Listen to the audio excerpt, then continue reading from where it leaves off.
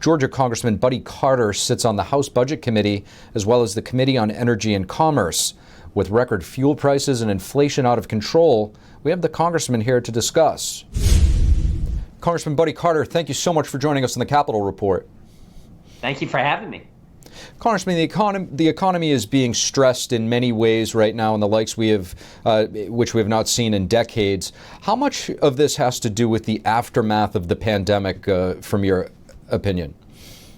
Well, I think a lot of what is happening in the economy now, particularly with the inflation, is a result of the American Rescue Plan and the $2 trillion that was pumped into our economy when we really didn't need it.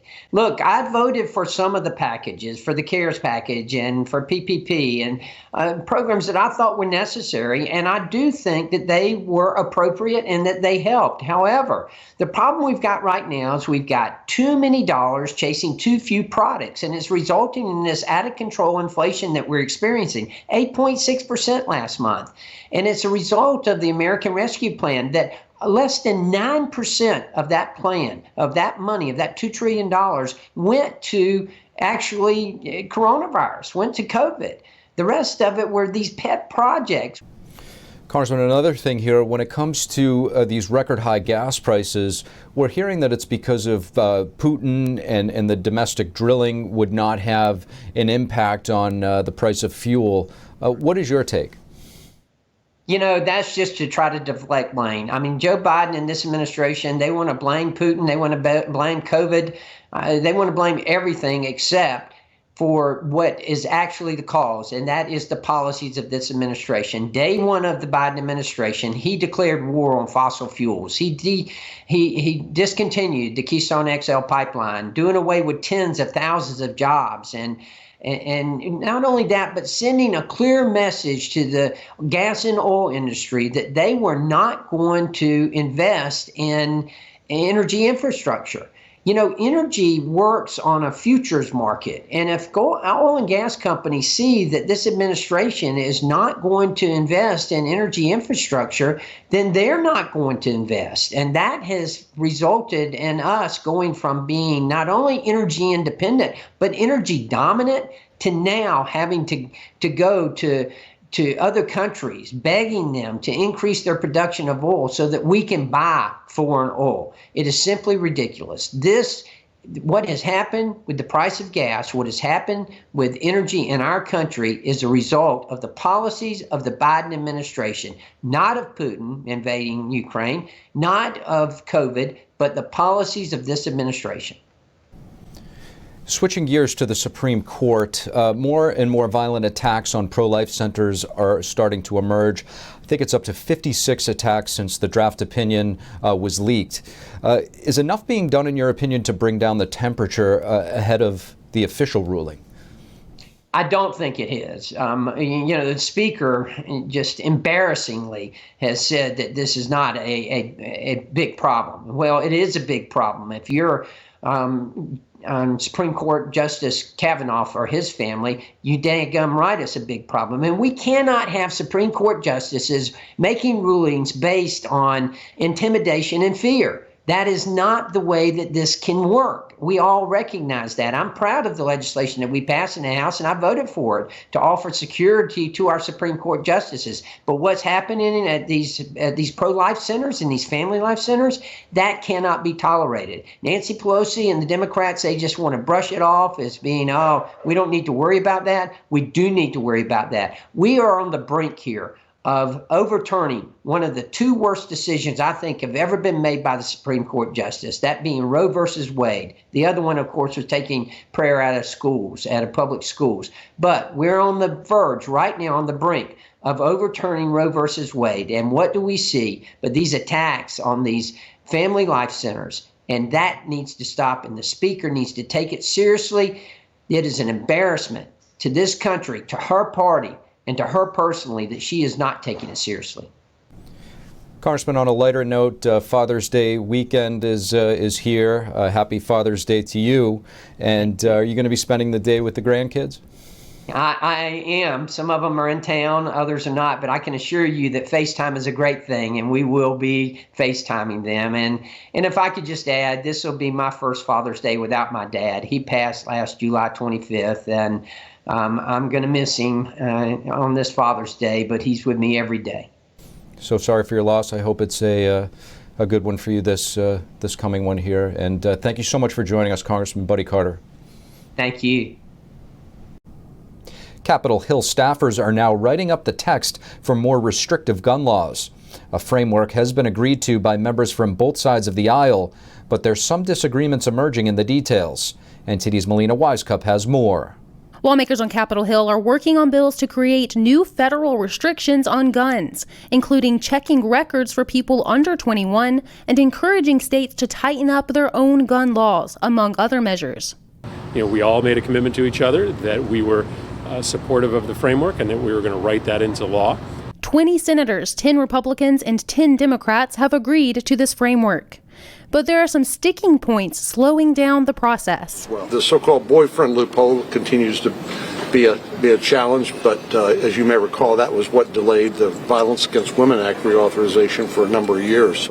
Federal law already prevents convicted domestic violence spouses from getting guns, but it doesn't apply to other relationships. Democrats consider this a loophole and want to close it, but Republicans are cautious against making the language too broad, which could lead to a risk of people accusing former partners of violence and impacting their ability to get a gun. They are important issues, but it's the nature of Congress that you sit down and work out the language and a compromise.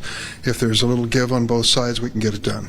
Another sticking point is how to encourage states to enforce so-called red flag laws. The bill would give grants to states to encourage them to enforce their own red flag laws, to take guns away from people who are deemed by a court to be a danger. We want to make sure that due process is protected because we're talking about a fundamental constitutional right.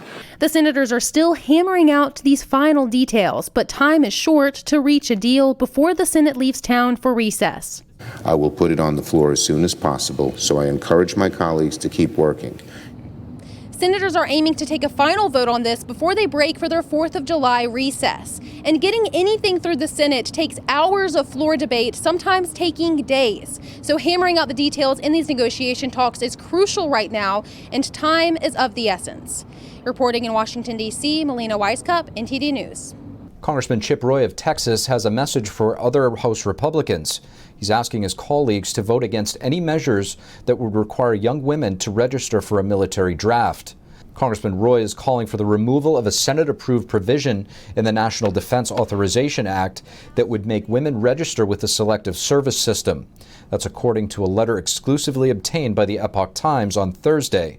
The congressman says that he's grateful to the thousands of women who have enlisted in the United States Armed Forces, but says it's wrong to force war upon American wives, our sisters and daughters. Last year, a similar provision in the annual National Defense Authorization Act won the support of 316 members of the House, but was later removed from the bill. In the letter, Roy says women and men are different in combat roles, citing a series of military-led studies on physical requirements and combat effectiveness. If Roy can garner enough support from his colleagues, and the issue seems to be endangering the passage of the act, it is likely the provision will be removed. The Michigan Supreme Court denied a final appeal from Larry Nassar, the sports doctor who was convicted of sexually assaulting young women and girls on the U.S. gymnastics team. Nassar has been sentenced to over 170 years in prison. In the appeal, attorneys for Nassar put the conduct of the sentencing judge into question. The judge had hurled insults, calling Nassar a monster who would wither in prison. The appeals court acknowledged the judge's questionable conduct, but ultimately decided that the sentencing was appropriate. Father's Day is this Sunday, June 19th. President Biden issued a proclamation commemorating the holiday.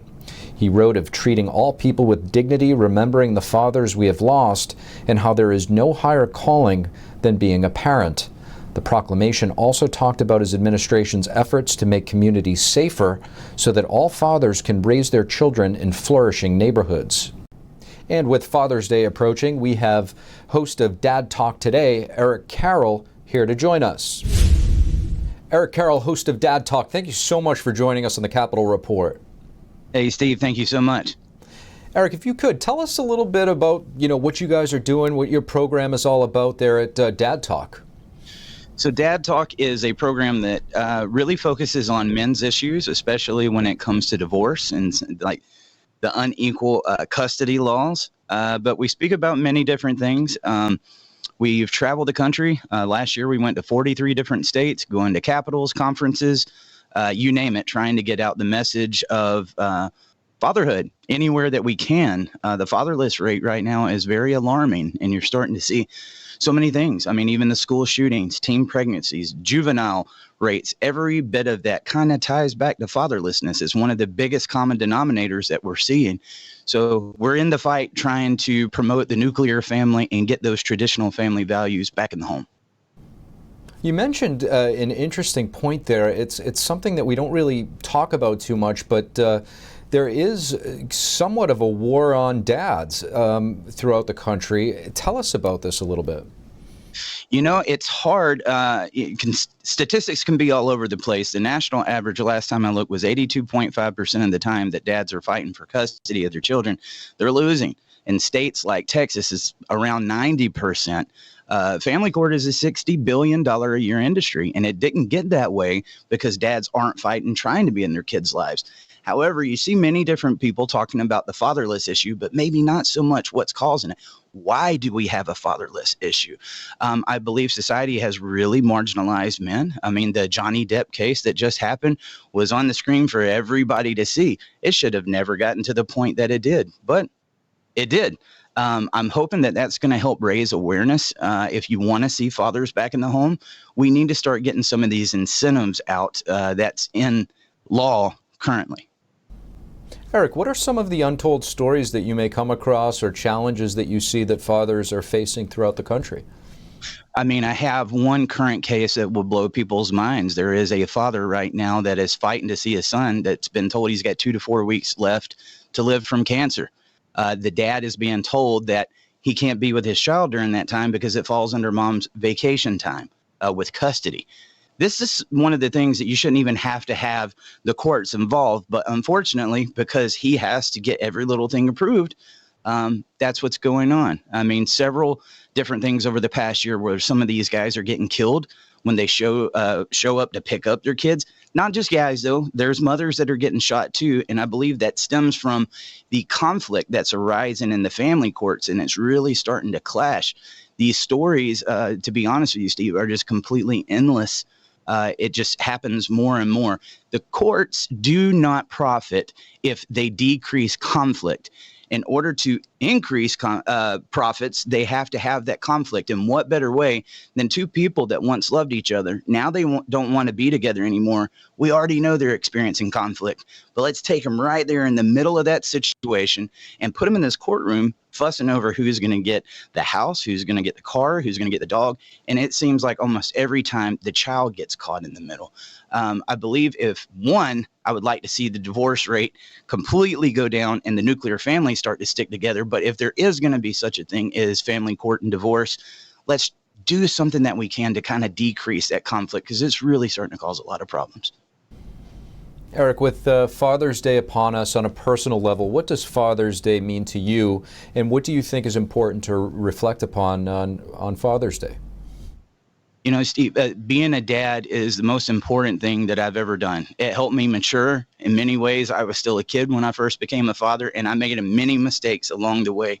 But there is no prouder thing than I've ever been in this life than a father. Speaking to the hundreds of thousands of fathers that reach out to the program and seeing the obstacles that they're going through, Father's Day is a proud moment, and it's also a very sad moment, because I'll probably be spending it on the screen with many guys that would love nothing more than to be with their children, and they don't get the opportunity. If we can't stand for this, if we can't change that, I don't know what we can stand for. If we do not have strong families in this country, we'll never have a strong country. And I think a lot of people have lost focus on that.